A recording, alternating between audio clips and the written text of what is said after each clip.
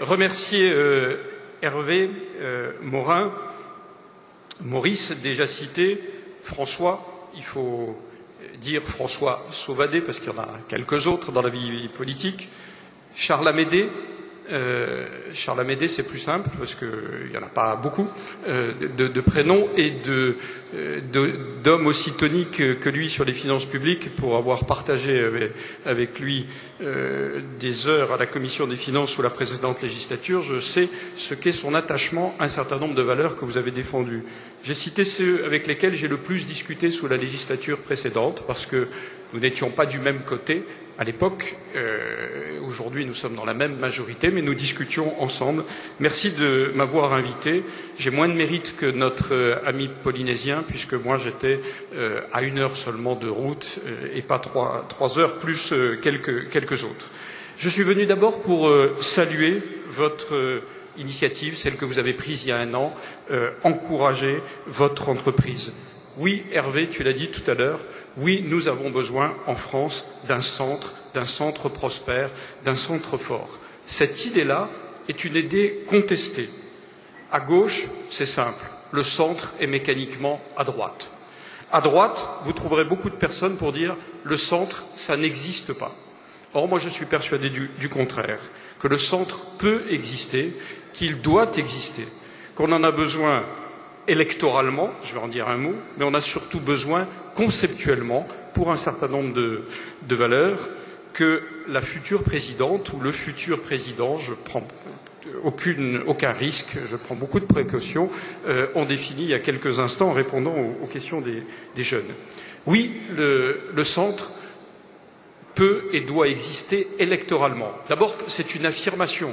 On l'a vu l'année dernière, n'oublions pas le score réalisé par le candidat centriste de l'époque au premier tour de l'élection présidentielle. Ça n'était pas un accident, c'était un événement dans l'histoire électorale française, mais ça veut dire tout simplement qu'on trouvera de plus en plus à l'avenir des femmes et des hommes qui, au moment d'une élection, se déterminent en fonction de valeurs et de la crédibilité d'une femme et d'un homme à incarner ces valeurs, et pas en fonction des positions d'origine. Deuxièmement, il y a un enjeu très évident. En 2007, Nicolas Sarkozy a réussi à être élu président de la République parce qu'il avait à la fois le soutien d'une majorité des catégories populaires, ça n'était pas une évidence de départ, et en même temps parce qu'il avait incarné le mouvement, la réforme, le réformisme, valeurs en général attribuées au centre et au centre-gauche. Je crois que ce qui nous lie au sein de cette majorité, c'est d'abord la nécessité absolue de nous adapter à la mondialisation. Je suis très frappé, un certain nombre de parlementaires ici présents savent ce qu'est l'exercice de prospective qu'on appelle France 2025, qu'on a mis sur la table et qui va nous réunir pendant 6 mois. Lorsqu'on regarde ce document, on s'aperçoit que, malheureusement, par rapport aux peuples européens, les Français sont ceux qui, actuellement, sont parmi les plus inquiets au regard de la mondialisation, au regard de la construction européenne, et même par rapport à l'idée même de progrès, nous, peuples rationalistes, cartésiens, historiquement liés à l'attachement entre le progrès technique et le progrès social. Autrement dit, notre peuple doute. Nous avons besoin de montrer que la mondialisation, c'est à la fois des risques, mais aussi des opportunités. Nous avons la preuve vivante en Europe qu'un certain nombre de pays sont à la fois les plus compétitifs et en même temps les plus solidaires. C'est ce que vous faites à votre façon, c'est ce que les travaillistes anglais ont fait. Blair dit, l'autre jour j'ai cité Blair à l'Assemblée nationale, j'ai recueilli un succès moyen sur certains bancs, mais je le réaffirme ici.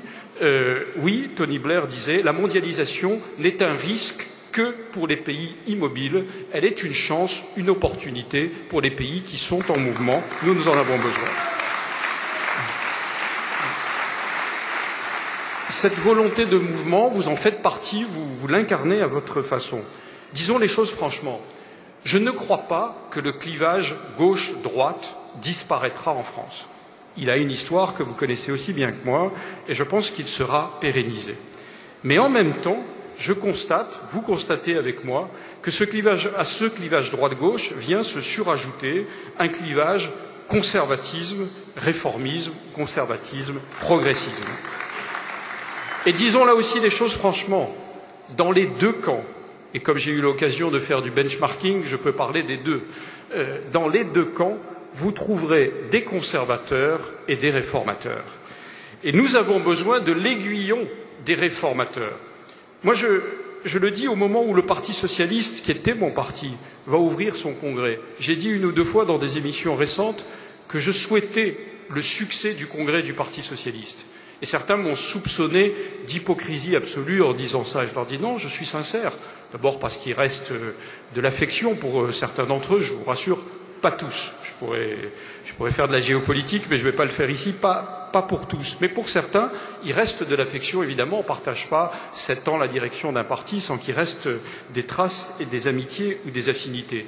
Mais surtout, je souhaite la réussite du congrès du Parti socialiste parce que je pense que nous avons besoin que deux grandes familles politiques, la majorité présidentielle et l'opposition, se structurent autour d'une espèce de compétition pour la réforme, d'une compétition pour la meilleure réforme. Parce que je pense qu'un Parti socialiste réformé ne pourra pas dire qu'on ne peut pas réformer les retraites, ne pourra pas dire qu'on n'a pas besoin de réformer le système de protection sociale, ne pourra pas dire que nous n'avons pas besoin de compétitivité. Vous le faites, nous avons besoin de réformes, vous l'avez affirmé pendant ce congrès. J'ai été très sensible tout à l'heure en entendant Hervé s'exprimer. Il disait l'humanisme parmi vos valeurs. Oui, l'humanisme, la justice sociale. Vous n'en avez pas, nous n'en avons pas le monopole, c'est une certitude. À gauche a des prétentions légitimes. À droite et à l'UMP, il existe une droite sociale, une fibre sociale au sein à l'UMP. Mais probablement plus que d'autres. Parce que vous voulez incarner le centre, parce que vous êtes le centre en France, oui, vous devez jouer un rôle majeur dans cet équilibre que je citais tout à l'heure de droits et de devoirs, de compétitivité et de justice sociale. Cet équilibre-là, c'est mécaniquement au centre qu'il se fait, vous l'incarnez. Et c'est d'autant plus nécessaire que nous disons en permanence, moi compris, malgré les élections municipales décevantes pour la majorité présidentielle, nous devons garder le cap de la réforme. Et oui, nous devons garder le cap de la réforme. Mais disons aussi franchement, et nous devons le garder ce cap, même si la mer se creuse ou même si les vents sont les plus difficiles. Mais en même temps, pour pouvoir dire à nos concitoyens qu'il faut garder le cap de la réforme, il faut leur dire où est le port d'arrivée, où est l'autre rive à laquelle nous prétendons. Et cette autre rive, il faut montrer qu'elle est à la fois compétitive et juste, compétitive et solidaire. C'est pour ça que ce thème de la réforme juste, vous l'incarnez et nous devons essayer de l'incarner tous ensemble. Je suis sensible aussi à ce que vous faites et ce que vous dites sur la bonne gestion des deniers publics. Je faisais remarquer à François Sauvadet qu'il est rare qu'on parle autant d'économie au sein d'un congrès. Vous avez raison de le faire. Parce que nos concitoyens ont besoin qu'on leur explique clairement que oui, nous avons besoin de services publics structurants. C'est notre histoire, c'est notre intérêt. La compétitivité des nations se fera aussi sur la qualité des infrastructures et nous avons besoin de services publics forts. Mais que parler de productivité des services publics, ça n'est pas un gros mot. Que la dépense publique doit être bien gérée au service de nos concitoyens.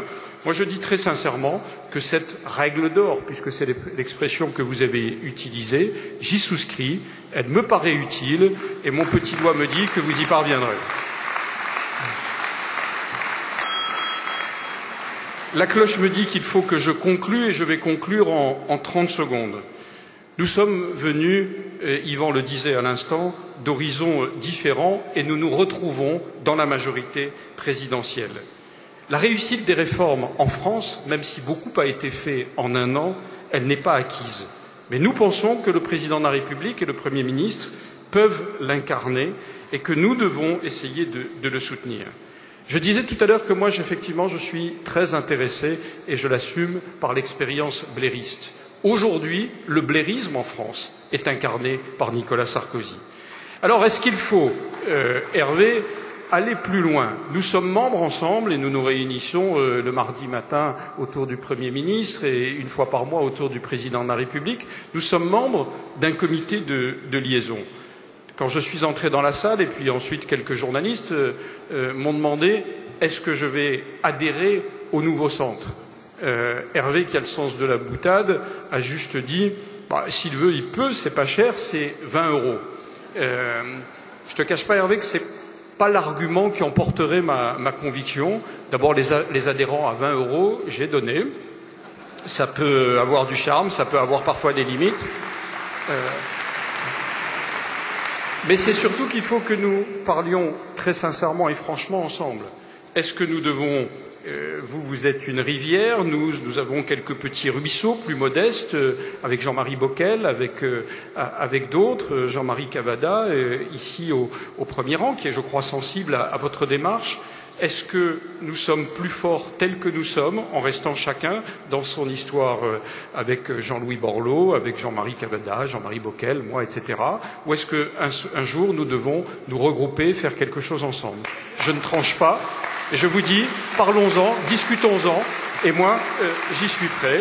Voilà, vous êtes le nouveau centre. Merci pour votre invitation. Peut-être un jour ensemble, nous pourrons être un nouveau centre de gravité ensemble dans la majorité présidentielle. Merci beaucoup.